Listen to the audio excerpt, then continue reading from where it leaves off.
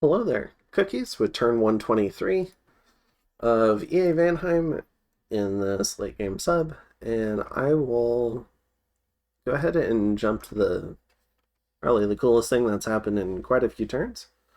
And that's diving in on Alluvia for the third time, so hopefully we can get it this time. Let's go ahead and check it out. So we've got our Mage Ball here. So the way this formation worked was, in the past, I've been hit with Mass and Slave, so I don't entirely trust all the troops. I don't entirely trust all the mages, and he's also cast Shark Attack before.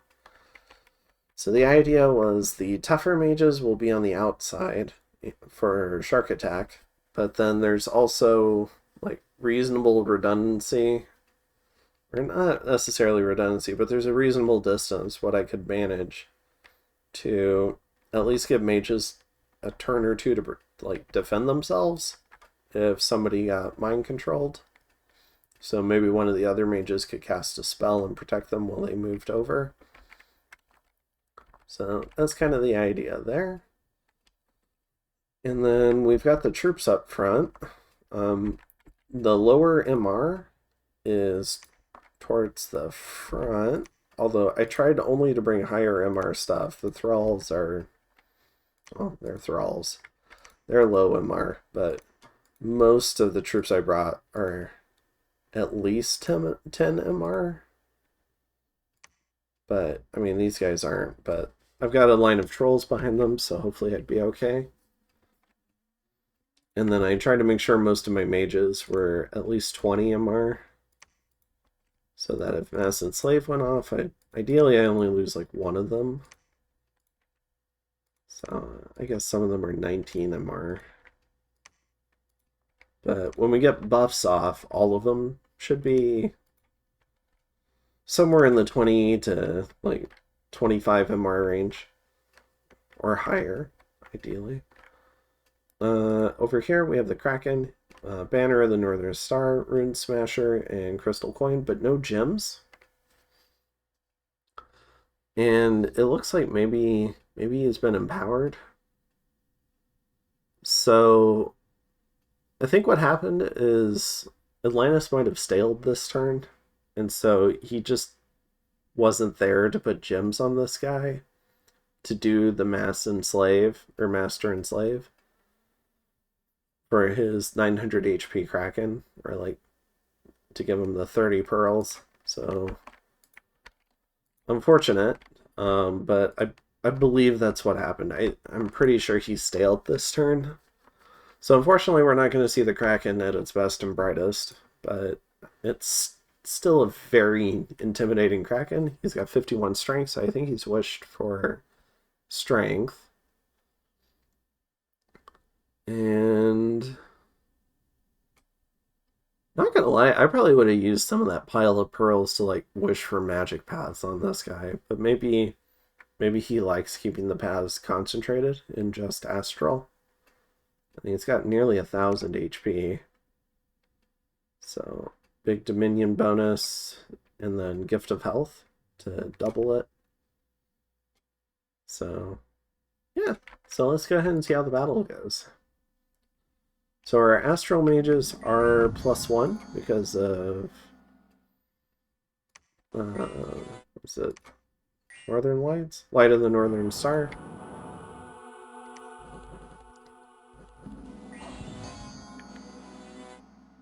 What is this guy casting? So he's just going through a buff script. Because in the past I've wailed on him with Vanheims. So unfortunately these horror marks are just, instead of going to the highest HP thing, which is how I'm used to casting going, they're proccing on what looks like the closest thing. So all these Draconians, which I'm not super thrilled about. I think it should be vying between this thing, which probably can't get horror marked because it's mindless, and this thing. So I think most of these should just be going on the Kraken.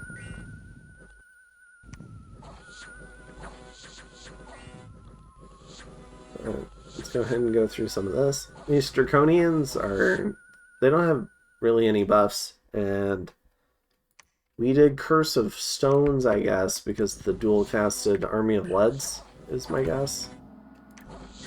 So some of these guys have Curse of Stones, which I don't know, doesn't really matter. They could have done Earth Elementals for all I cared. And then most of these, a lot of these mages, except the Astral ones and ones I really don't want to get Soul Slayed, or targeted by Soul Slay by wandering up, are on Advance and Cast. So like the Water Mage and some of the Earth Mages, Death Mage. So we finally kill the Juggernaut. This guy's got a Smasher. So I guess we could see how hard he was hitting the Juggernaut.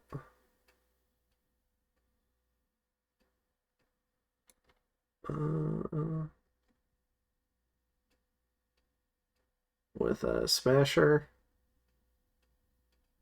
Okay, so 28 points. Or, oh, 21. Okay, 21 points of damage. I'm not sure why it rolled twice and then only showed one number here. With Shatter. So maybe that's 40 points of damage, but it only shows 24 there. I don't know. I'm not sure how to interpret that.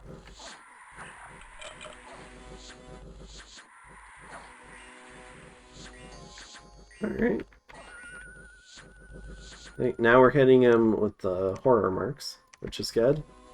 And the mages are still casting it, which is also good. They're also mixing in some Soul Slays.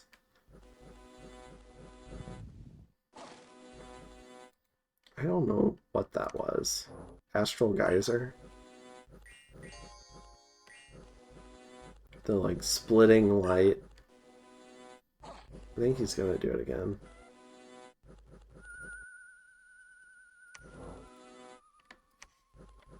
So, who did that? Was it this guy?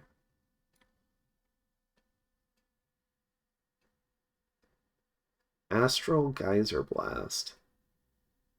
Oh, he's just missing too. He's hitting my own stuff. Interesting. Okay. Or no, was that him casting? No, because I was checking my guy. Is this guy also casting it though?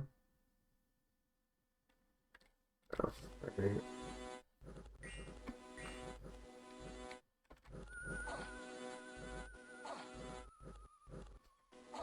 So we've whittled about 100 HP off of him. No regen, it looks like. Unless it's on the Bless. Nope. Yeah, I don't see any regen. So whatever damage he takes, he should just take. We're afflicting them to hell again, so... Horror marks, paralyzed for 11 turns. A bunch of afflictions, including mute. So it'll take him a little bit to recoup from that. He does have recuperation, though.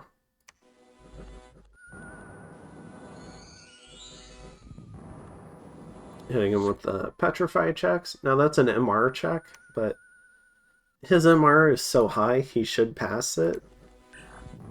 I forget what it's an MR check against. I just remember how ridiculous Petrify was when Lucid ran his arena casting games. So I don't have the innate caster spam, but I do have some Petrify spam I can do, especially when I know it's just going to be this guy for the most part. A few Draconians don't really matter.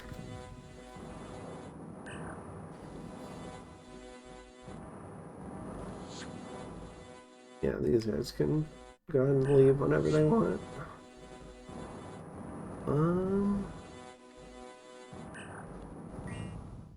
Alright, down to 700 HP. I think we can speed it up a little bit. So we're just... The goal is to keep him just complete... That was 117 damage. What?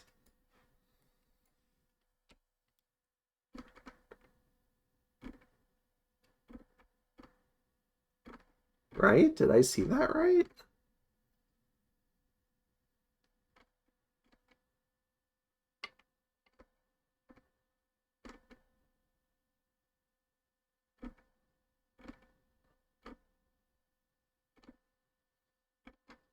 Or was that him hitting something else?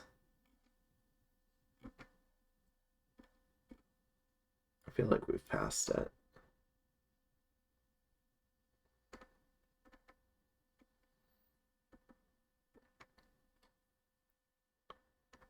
That was... I mean, I'm sorry if I saw that wrong, but I thought that was like 117 points of damage. So I'm kind of curious what happened there. It looks like it was against the Kraken. Um,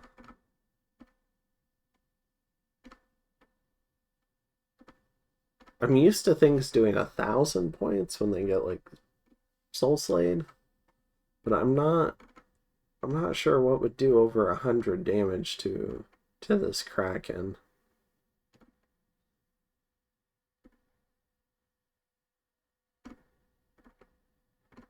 What the heck?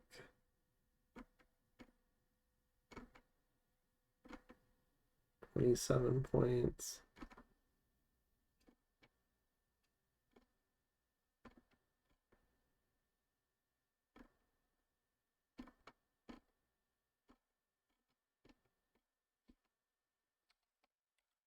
With that, oh, too late. Maybe we can catch it again if it happens again. I'm not sure if it will. Like, getting pretty consistent damage in.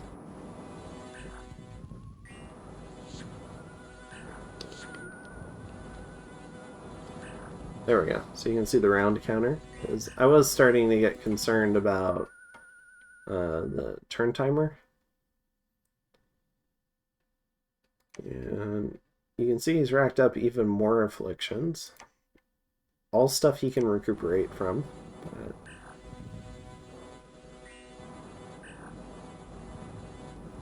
just continuing to spam Petrify to try and keep this Kraken under lock and key. While we try to kill him. Just between Paralyze and Petrify is kind of the plan. We eventually get him. You can see what killed him, I think. So a Sea Troll hit him. So he's not Soul Slayed or anything either. I guess that's the final hit. Sea Troll with the random Kraken kill. But yeah, so feels good. We took fairly light casualties, it seems like. We lost some Clockworks and a couple of Trolls. And we got rid of a Juggernaut and the Kraken, and we took a Throne. So, and spent some gems. So, 100% worth it. In terms of the rest of the turn, I guess we can check that out. We had a Disease Demon kill some more stuff. Here we lose the Disease Demon. Maybe they just finally hit it.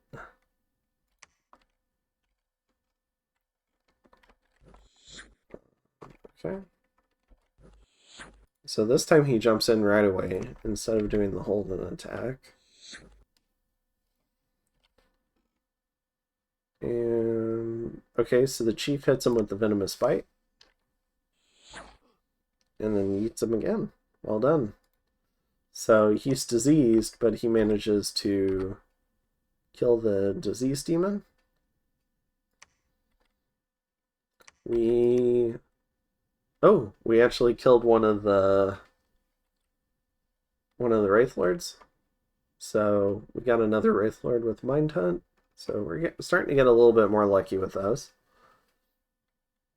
And then we also dove in for a couple more assassinations on some more Draconian chiefs. I think these have been consistent enough.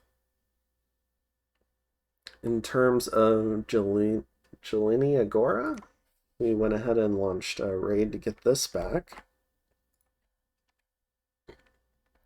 So we sent a Seeking Thug. This guy has no more gems left, but hung around. Probably because of that stale again. So I think this is more evidence of an Atlantis stale.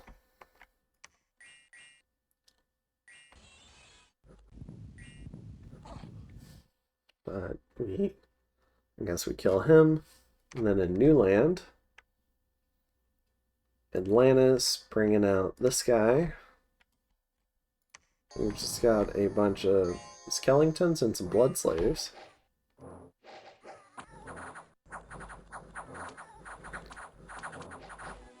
Alright. I believe that was Life for Life that killed him. So, yep. We can go ahead and check out. So we did Rush of Strength, and then we did Reinvig Hellbind Heart, which the Wraith Lord resisted. It's got a really... Actually, I think it's got basically... Yeah, it has a very low chance of success. So it's probably not even worth scripting. And then Reinvigoration, and then Life for a Life, which did almost 50 points of damage. So that was efficient. So sent him home. And then in New Land, another Wraith Lord. Or no, this was the one we just watched. And then we had another mage, Feeble-Minded. We got some gold, got some blood slaves, had some people died of disease. We found out the false prophet. We found out TNN scout. Alright. So, what are the goals this turn? We're going to get a bishop fish to claim this. I'm not going to send my prophet down here. We're underwater. It's just as easy to get a bishop fish. So we're going to do that. We're going to build a temple. Do some Talistic animations to start working the Dominion out of this province. It's got 9 candles in it. So we want to get as many of those candles out as possible. So between the temple, the Holy 3, and a couple of Holy 2s, and some, yeah, hopefully we can get that Dominion out of here. We're sending this guy home. This is the guy that got feeble-minded because he came out to protect from Mind Hunt. Excuse me. We're continuing the Blood Hunt. And we're twice spawning this guy. And anything crazy? Oh, we noticed that the sickle whose crop is pain has not been forged. So we're going to go ahead and forge that, and that'll give us the option of doing Life After Death plays to suicide our mages and bring them back as soulless. And by doing that, we can save on upkeep and have more mindless casters. Now, it's still useful to have the gold unit forms of most of my mages, but it is an option to reduce upkeep and still have more mages running around. So, you know, we have that as an option at least. And we're actually going to do Earth Gem Alchemy because we're kind of low on fire gems, but we need money. So we're planning on doing that and continuing to send our tribute that we owe to Yomi.